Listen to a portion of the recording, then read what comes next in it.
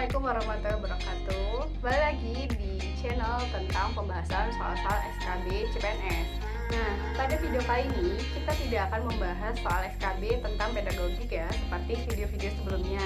Pada video kali ini kita akan membahas mengenai soal linguistik dan sastra pada bidang bahasa Indonesia. Oke, tidak usah berlama-lama. Kita coba mengerjakan soal berikut ini ya. Kalimat tersebut merupakan kalimat anak kecil itu merintih kesakitan semalaman. Nah, ini jawabannya adalah yang A, kalimat verbal. Jadi, kalimat verbal adalah kalimat yang memiliki finite verb sebagai predikatnya. Finite verb itu apa sih? Finite verb adalah kata kerja utama yang harus sesuai dengan subjek dari tensesnya. Finite verb itu juga biasanya disebut dengan main verb dalam sebuah tenses atau kalimat. Gitu. Nah, ini finite verbnya adalah kata merintih. Jadi kata merintih itu merupakan finite verb atau kata kerja utama yang sesuai dengan subjek dari tensesnya. Karena dia kan kesakitan, di merintih. Sekarang kita bahas pilihan jawabannya ya. Apa sih kalimat numeral itu? Kalimat numeral adalah kalimat yang predikatnya berupa kata bilangan. Nah, contoh dari kalimat numeral adalah kalimat yang memiliki kata-kata seperti banyak, sedikit, kemudian berhari-hari, 2, 3, 5. Jadi kata-kata numerik itu yang ada dalam sebuah kalimat, berarti kalimatnya itu merupakan kalimat numeral gitu. Nah, sekarang kalimat nominal. Kalimat nominal adalah kalimat yang predikatnya berupa kata benda. Contohnya misalnya, ibu saya adalah seorang guru. Nah, guru itu adalah kata benda. Ketika dia digunakan sebagai predikat, maka kalimat tersebut merupakan kalimat nominal. Selanjutnya yang D, kalimat adjektiva. Kalimat adjektiva adalah kalimat yang predikatnya merupakan kata sifat. Misalnya, perangkat keras itu mahal. Nah, mahal itu merupakan kata sifat, sehingga kalimat tersebut merupakan kalimat adjektiva yang menggunakan predikat dengan kata sifat. Jadi tahu ya bedanya antara kalimat verbal, kalimat numeral, kalimat nominal, dan kalimat adjektiva. Sekarang kita lanjut ke soal berikutnya. Kalimat tersebut merupakan kalimat, kita lihat kalimatnya. Paman Burhan yang tinggi itu atlet. Jangan terkecoh ada kata tinggi, kemudian teman-teman menjawab ini adalah adjektiva. Bukan, ini bukan termasuk kalimat adjektiva. Jawabannya adalah yang C, kalimat nominal. Kenapa kok kalimat nominal? Karena Paman Burhan yang tinggi itu merupakan subjek. Jadi subjeknya itu Paman Burhan yang tinggi. Atlet itu merupakan predikat. Nah, atlet itu kan kata benda. Kata benda digunakan sebagai predikat, maka kalimat tersebut merupakan kalimat nominal. Hingga jawabannya yang C. Kalau misalnya ini, kok bisa sih subjeknya itu panjang banget? Nah, subjeknya itu sebenarnya Paman Burhan, orangnya kan, bendanya. Yang tinggi itu merupakan keterangan dari subjek. Jadi jawabannya yang C ya, kalimat nominal karena subjeknya menggunakan kata benda. Sekarang kita lanjut ke soal berikutnya. Ciri puisi sastra angkatan 1966 adalah puisi.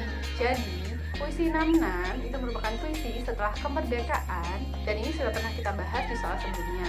Ini jawabannya adalah yang B, bersajak retorik dan slogan. Itu merupakan ciri dari angkatan 66.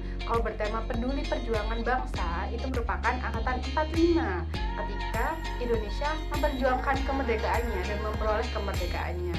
Kemudian yang C, beraliran ekspresionis atau realistis, ini juga merupakan angkatan 45 ketika perjuangan Indonesia memperebutkan kemerdekaannya, dan ketika kemerdekaan Indonesia juga. Jadi ketika perjuangan dan hasil kemerdekaan Indonesia tadi itu di angkatan 45. Kemudian menggunakan gaya bahasa ritmik. Gaya bahasa ritmik ini biasanya ditemui di sastra angkatan 20-an atau modern ya, gitu. Jadi jawabannya yang B ya.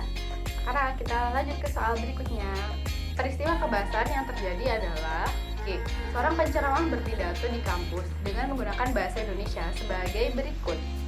Dengan setting seperti ini, kita kok merasa enjoy karena kita ini diperlakukan seperti anak-anak yang bego. Ini jawabannya adalah yang B, campur kode. Nah, campur kode adalah kejadian di saat penutur menggunakan suatu bahasa secara dominan, kemudian mendukung suatu tuturan yang diselingi dengan unsur bahasa lainnya. Jadi ada bahasa dominan, hanya beberapa saja bahasa asli atau bahasa daerah yang digunakan oleh penutur tersebut. Hal ini biasanya berhubungan dengan karakteristik dari penuturnya, seperti latar belakang sosial, kemudian tingkat pendidikannya, rasa keagamaannya gitu.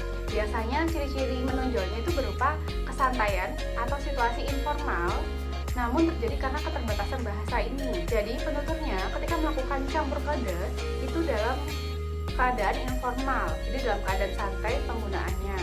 Campur kode juga termasuk konvergen kebahasaan.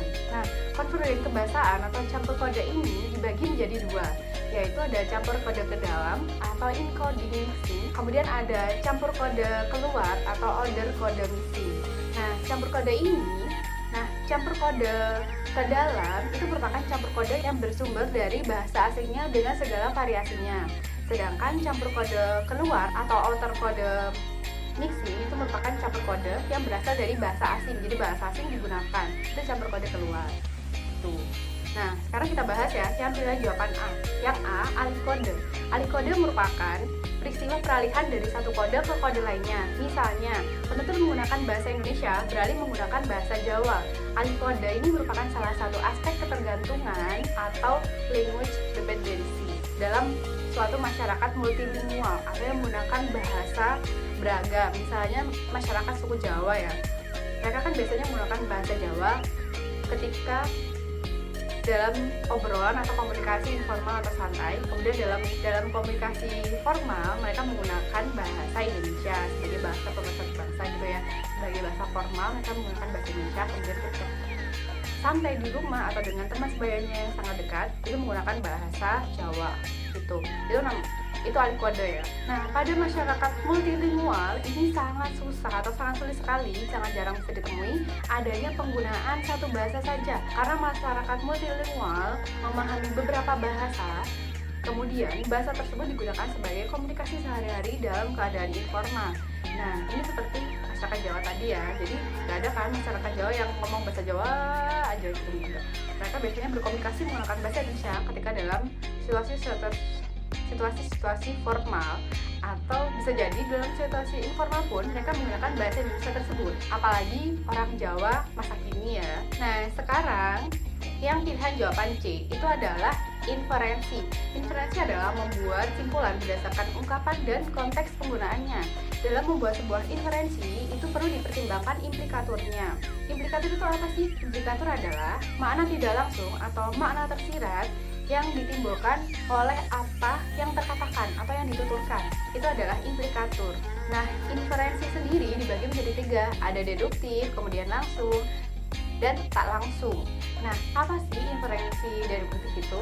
Inferensi deduktif adalah inferensi yang memiliki kaitan dengan makna semantik. Implikatur percakapan, peranggapan, dan sejumlah konsep lain memuat kegiatan inferensinya. Inferensi itu dibagi menjadi tiga. Ada inferensi deduktif, elaboratif, dan percakapan. Inferensi deduktif dibagi lagi menjadi dua. Ada inferensi tak langsung dan inferensi langsung. Nah, inferensi tak langsung itu merupakan inferensi yang kesimpulannya ditarik hanya dari satu premis atau proposisi yang digunakan untuk penarikan kesimpulan.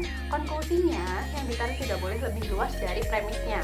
Contoh kalimatnya seperti ini. Contohnya ya, Bu, besok temanku berulang tahun, saya diundang makan malam, tapi saya tidak punya baju baru, kadonya lagi belum ada. Nah, inferensi yang dapat ditarik dari kalimat tersebut atau kesimpulannya adalah bahwa penutur tidak bisa pergi ke ulang tahun temannya karena dia tidak punya baju baru, dia juga belum beli kado, berarti kan dia tidak bisa berangkat atau tidak bisa datang ke ulang tahun temannya.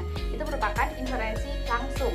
Nah, sekarang inferensi tak langsung adalah inferensi yang kesimpulannya ditarik dari dua premis yang berbeda. Proses dari akal budi membentuk sebuah proposisi baru atau dasar dari preposisi lama. Itu merupakan inferensi tak langsung. Nah, contoh dari inferensi tak langsung ini adalah hanya A. Anak ini begitu gembira ketika ibu memberikan bekal makanan. Yang B-nya, sayangnya gudegnya agak sedikit saya bawa. Dari kalimat A dan kalimat B, inferensinya adalah bekal yang dibawakan oleh ibu merupakan gudeg komplit.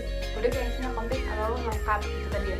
Ini bisa kita ambil dari kalimat ibu memberikan bekal makanan, bekal. Jadi ibu bawakan bekal.